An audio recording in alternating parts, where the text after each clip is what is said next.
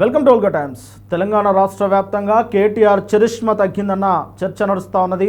BRS పార్టీలో ఆయన వ్యూహాలు పనిచేయడం లేదు. ఇటీవల జరిగిన మున్సిపల్ ఎన్నికల్లో ఫలితాలే దీనికి కారణంగా అందరూ చూస్తూ ఉన్నారు. ముఖ్యంగా కేటీఆర్ విస్తృతమైన ప్రచారం చేసినప్పటికీ బీఆర్ఎస్ పార్టీ కేవలం 13 మున్సిపాలిటీలనే కైవసం చేసుకోవడం అనేదే ఇప్పుడు అన్ని అనుమానాలకు తావిస్తూ ఉన్నది. కేటీఆర్ చరిష్మా తగ్గిందా? కేటీఆర్ మాటలను ప్రజలు పెద్దగా సీరియస్గా తీసుకోవడం లేదా? పొలిటీషియన్గా కేటీఆర్ను సైతం ప్రజలు ఇంకా సీరియస్గా తీసుకోవడం లేదా అన్న అనుమానాలు అయితే వస్తూ ఉన్నాయి. దీనికైతే కొన్ని కారణాలు కూడా మనము చూడవచ్చు. ముఖ్యంగా కేటీఆర్ అంటే జనాల్లో ఉంటున్నారు అన్న టాక్ అయితే వినిపిస్తూ ఉన్నది. ప్రతిదానికి చిన్న విషయమైనా పెద్ద విషయమైనా ఆయన జనాల్లో కనిపిస్తూ ఉన్నారు, మీడియాలో కనిపిస్తూ ఉన్నారు, పదే పదే ప్రెస్ మీట్లు పెడతా ఉన్నారు. ఈ విధంగా రోజు చూసే ముఖమే అన్న రీతిలో జనాలు ఆయన్ను చూస్తూ ఉన్నారు అని విశ్లేషకులు అయితే భావిస్తూ ఉన్నారు. ఇక మనకు జూబ్లీ హిల్స్ ఉప ఎన్నిక మొదలు ఈరోజు జరిగిన అంటే ఇటీవల జరిగిన మున్సిపల్ ఎన్నికల వరకు ఆయన ప్రతిరోజు ఏదో ఒక ఇష్యూ మీద వార్తల్లోనే నిలుస్తూ ఉన్నారు. అంతేకాకుండా అటు సర్పంచ్ ఎన్నికల్లో సైతం ఆయన నియోజకవర్గాల వారిగా పర్యటించారు. అక్కడ ఉన్న చాలామందితో మాట్లాడారు.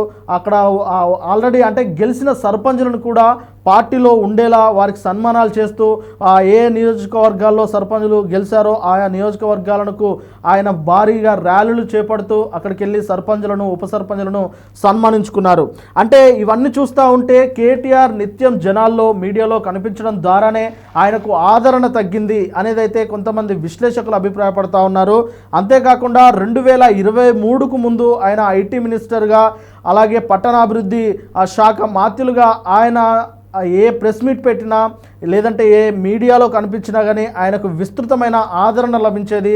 ఆయన చుట్టూ ప్రజలు అభిమానులు పెద్ద ఎత్తున గుమిగూడేది. కానీ ఇప్పుడు అధికారం పోయిన తర్వాత ప్రతిపక్షంలో ఉన్న ఈ సమయంలో ఆయన సిరిసిల్ల ఎమ్మెల్యేగా ఉన్న ఈ సమయంలో ఆయనకు అంత ఆదరణ లేదు.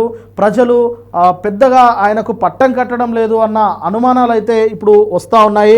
మొత్తానికి ఆయన మీద వస్తున్న ఏవైతే ఆరోపణలు ఉన్నాయో ముఖ్యంగా ఈ ఫార్మా రేస్ కంపెనీ అంటే ఈ రేస్ సంబంధించిన కార్ రేస్కి సంబంధించిన ఆరోపణలు కావచ్చు, అలాగే ఫోన్ ట్యాపింగ్కి సంబంధించిన ఆరోపణలు కావచ్చు, ఆయన మీద వ్యక్తిగతంగా వచ్చిన ఆరోపణలు కూడా ఆయన చరిష్మాను తగ్గించడానికి ఒక కారణంగా పనిచేశాయి అనేది అయితే కొంతమంది అభిప్రాయం అయితే పడుతూ ఉన్నారు. ఏదేమైనప్పటికీ ఆయన వ్యూహాలు అయితే కాస్త మందగించాయని చెప్పవచ్చు. ఆయన వ్యూహాలు ఎంత ఇదిగా తిరిగినా ఎంత ఇదిగా ఆయన ప్రెస్ మీట్లు పెట్టి బాహటంగా మాట్లాడినా సరే ఆయన మాత్రం ఇంకా ప్రజల్లో పూర్తి స్థాయి పట్టు సాధించలేదు అనేది అయితే అర్థమవుతా ఉన్నది.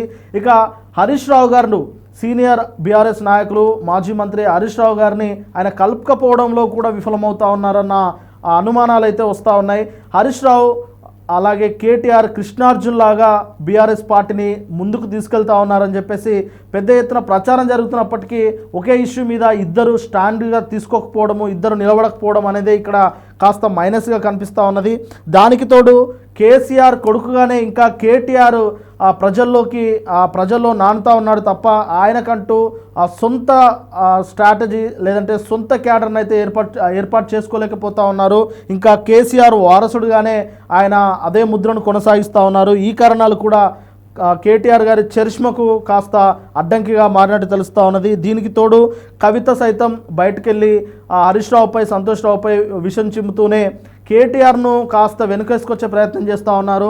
మరి ఈ నేపథ్యంలో కవిత అంటే పడిన వారు ఇటు కేటీఆర్ను కూడా కాస్త దూరం పెట్టే అవకాశాలు అయితే కనిపిస్తూ ఉన్నాయి. ఎందుకంటే హరీష్ రావుకి మాస్ ఫాలోయింగ్ ఉంటుంది అన్న విషయం అందరికీ తెలిసిందే. మరి అలాంటి మాస్ ఫాలోయింగ్ ఉన్న మాస్ లీడర్ హరీష్ రావు గారిని ఇష్టానుసారంగా దూషిస్తున్న కవితను చాలామంది వ్యతిరేకిస్తూ ఉంటారు. ఈ తరుణంలోనే కవిత కేటీఆర్ను వెనకేసుకురావడం పట్ల ఆ వ్యతిరేకత అనేది కేటీఆర్ మీద కూడా పడే ప్రభావం ఉన్నది అని విశ్లేషకులు అయితే చెప్తా ఉన్నారు. ఈ కారణంగా కూడా కేటీఆర్ చరిష్మా తగ్గే అవకాశాలు ఉన్నాయి.